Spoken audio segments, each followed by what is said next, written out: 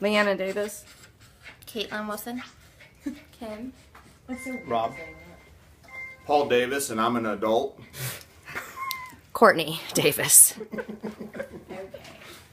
All right, bees. Bees are little creatures that buzz around our gardens and our parks. Usually when you think of a bee, you either think of a painful bee sting or you think of the honey that they produce. However, bees are much more than that.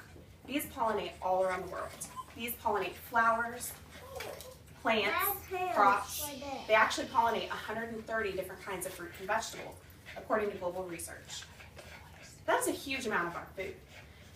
Bees also pollinate 80% of the U.S. crops. The problem we are having is that bees are suddenly disappearing.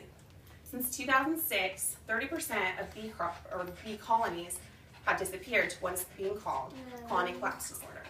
The purpose of my speech today is to introduce you to colony collapse disorder and let you know the problems it is causing.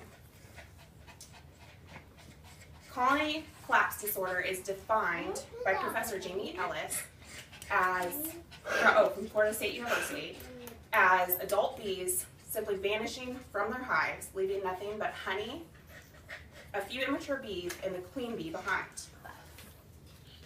Reports of these disappearances, according to scientific research, has happened in the 1880s, the 1920s, and the 1960s. Although these reports sound very similar to CCD, it is impossible to tell if it is caused by CCD. According to the National Resource Defense Council, bees are so vital that they actually pollinate our apples, our oranges, lemons, limes, almonds, just to name a few. It's actually 1 out of every 3 bites of food we eat are pollinated by bees. That's a lot of food.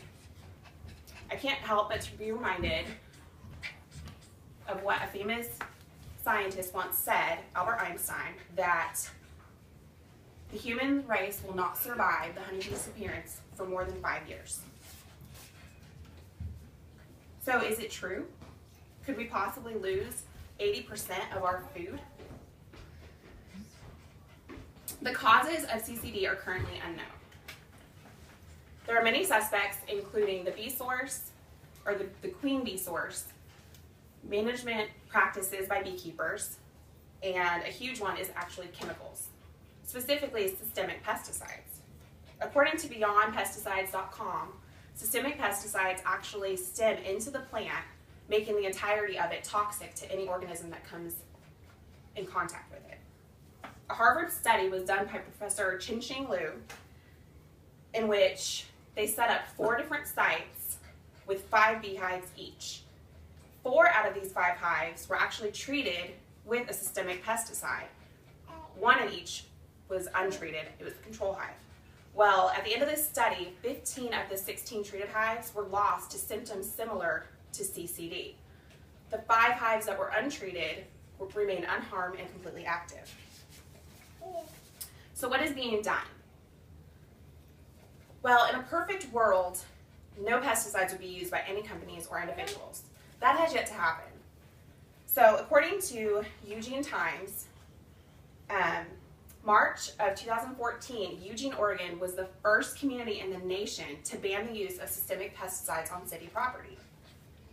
In California, a bill is being passed, or is trying to be passed, that would push an evaluation of systemic pesticides to be done years ahead of the EPA.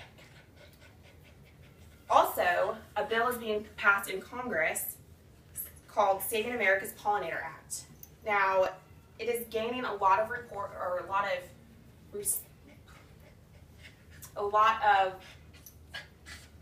support in Congress, and this bill would actually cease the use of systemic pesticides in the U.S. until a full evaluation has been done, deeming it unharmful to our pollinators.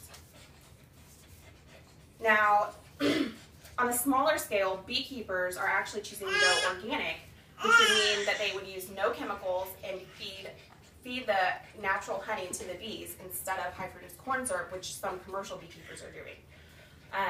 The public can help by planting flowers that attract bees, by avoid using these pesticides, and by also maybe even thinking of becoming an amateur beekeeper.